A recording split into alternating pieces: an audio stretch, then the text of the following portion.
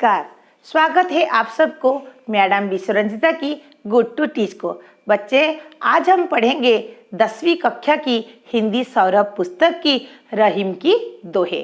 चलो फिर हम रहीम के बारे में पहले जान लेते हैं, जो आज की दोहे की कवि है। रहीम, जिनका पूरा नाम था अब्दुल रहीम खान खाना, जिनका जन्म सन 1556 में हुआ था। कहाँ हुआ था ना? आप सभी ने टीवी में अकबर की मूवी या अकबर की कोई सीरियल देखे होंगे। अकबर की जो अभिभावक थे वो थे बैराम खान। हुमायूं के मौत के बाद बैराम खान ने छोटे से अकबर को संभाला था। तो वही बैराम खान का बेटे है हमारा रहीम, जो आज की दोहे की कवि है।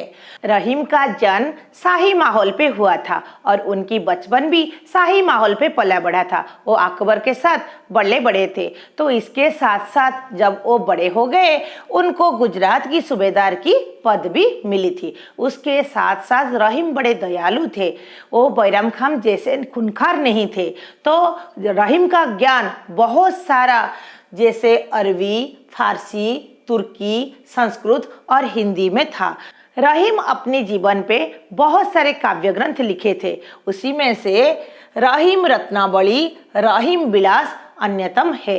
तो आज फिर हम शुरू करते हैं रहीम की दोहे। चलो फिर हम जान लेते हैं रहीम अपनी दोहे के माध्यम से जन समाज को क्या सचेतन किए थे, क्या वार्ता दिए थे। दोहे। तरुबर फल नहीं खात है, सरबर पियो ही न पान, कही रहीम पर काज हित, संपत्ति संचित सुज्ञान। यहाँ कवि रहीम ने बोले हैं, सरबर पानी नहीं पीता, मतलब खुद का पानी सरोवर यानी पुष्करणी नहीं पीता। वैसे ही जो कोई भी पेड़ हो, वो जो अपना फूल देता है, फल देता है, वो फल को खुद नहीं खाता। तो सरोवर अपना पानी और पौधा अपना फल किसके लिए देता है? जन साधारण की हित साधन के लिए देता है, परहित के लिए दिया जाता है। तो रहीम इसलिए बोलते हैं, जो कोई भी हो, जो कोई काम करो, उसमें पर का हित होना चाहिए, दूसरे का हित होना चाहिए। वैसे बोलते हैं, कही रहीम पर काज हित, संपत्ति संचित सुज्ञान। जो सुज्ञान होते हैं वो अपनी संपत्ति परहित के लिए ही संचित जाते हैं। क्योंकि जो सुज्ञानी होती है, जो ज्ञानी इंसान होते हैं, वो अपना धन को परहित के लिए, जैसे कोई अपना धन को किसी की विद्यालय बनाने के लिए जिसमें हजार हजार बच्चे पढ़ेंगे, कोई कॉलेज बनाने के लिए, कोई मेडिकल बनाने के लिए ही नियोजित किया जाता है। उसे रहीम ने बोले हैं, जैसे फल को खुद की फल को पौधा खुद नहीं खाता और खुद की पानी को पुष्करिणी खुद नहीं पीता, वैसे ही सुज्ञान इंसान क्या करते हैं? अपनी जो कमाई हुई धन को परहित के लिए नियोजित करते हैं।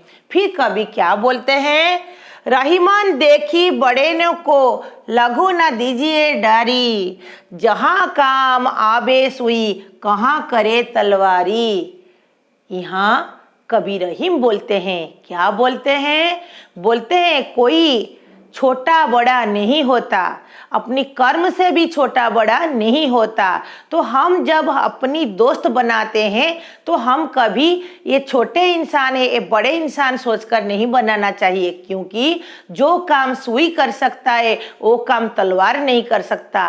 तलवार हो सकता है इतना बड़ा और उसकी द्वारा हाथ भी कट जाएगा, अंग भी कट जाएगा, सुई के द्वारा नहीं होगा। फिर भी एक कपड़े को सिलाई के लिए सुई की जरूरत होती है, ना कि तलवार की। इसीलिए हम जब अपनी बंधु बनाएंगे, हम जब अपनी परिजन बनाएंगे, हम जब दोस्ती की हाथ बढ़ाएंगे, उसी टाइम हमको बड़ी इंसान छोटी इंसान को सोच रखना नहीं चाहिए। क्योंकि छोटी बड़ी हर काम इंसान की अपनी मतलब के लिए लगा जाता है। क्योंकि छोटे छोटे काम होता है, जैसे साफ सफाई करने के लिए, यदि सभी लोग साफ सफाई नहीं करेंगे तो साफ सफाई करने वाला क्या करेगा? यदि सभी दफ्तर में बैठ जाएंगे तो झाड़ू पोछा कौन करेगा? तो जब भी झाड़ू पोछा के लिए हमको जरूरत पड़ती है एक छोटे इंसान के लिए, तो कर्म छोटे हो या बड़े हो, हम इंसान के बारे में गलत नहीं सोचना चाहिए, या कोई हमको दोस्ती बनाना हो हम तभी बड़े छोटे नहीं देखना चाहिए, क्योंकि जो काम सुई कर सकता है वो काम तलवार नहीं कर सकता। फिर रहीम बोलते हैं, रहीमन पर उपकार के करत न यारी बीच, मांस दिए सीबी भूप ने दिन्नी हाड़ दधीची। यहाँ पर परोपकार हेतु दो इंसान के बारे में बोला गया है, एक दधीची ऋषि और एक है सीबी भूप यानी राजा।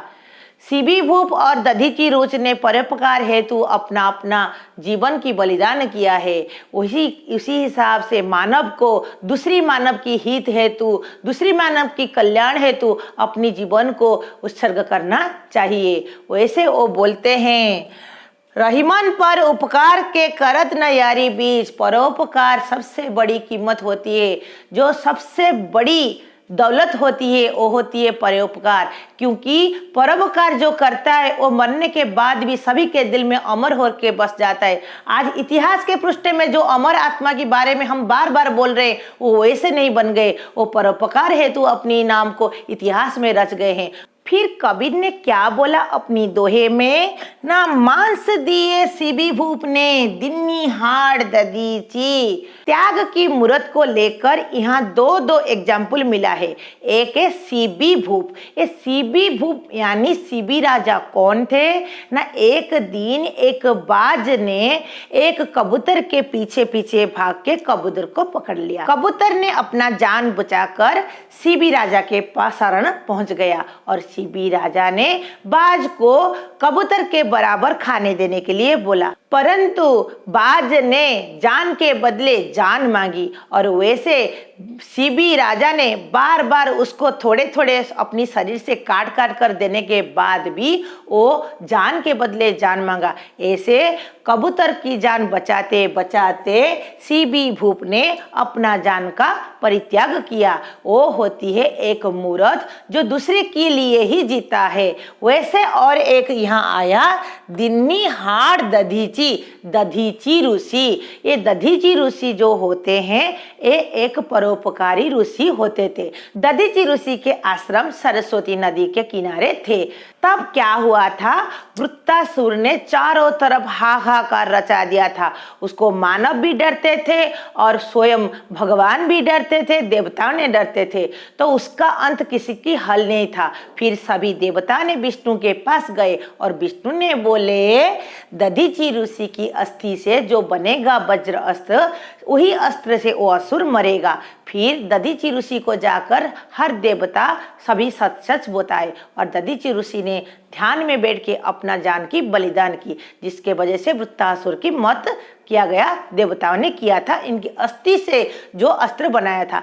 ये जो दो परमात्मा थे, एक थे सीबी भूप, दूसरी थी दधीची ऋषि, ये किसके लिए अपना जान की बलिदान कर दिए, वो परोपकार हेतु अपना जान को बलिदान कर दिए। इसीलिए इस दोहे में रहीम ने जनसाधारण को बोलते हैं, जो परोपकार हेतु अपना जीवन को उत्सर्ग करती है वो अमरात्मा हमेशा के लिए सभी के हृदय में अपना स्थान बसाते हैं। इसीलिए छोटे हो या बड़े हो, जीवन में परोपकार हेतु कुछ ना कुछ करना चाहिए। ये आज की दोहे से हमको ये शिक्षा मिली। आज के लिए इतना ही। मैं फिर लेकर आऊंगी आपके लिए दूसरा विषय को लेकर बहुत जल्दी। तब तक के लिए धन्यवाद। आप जरूर मेरे चैनल को सब्सक्राइब करना, वीडियो को जरूर लाइक और शेयर करना अपनी दोस्तों को। नमस्कार।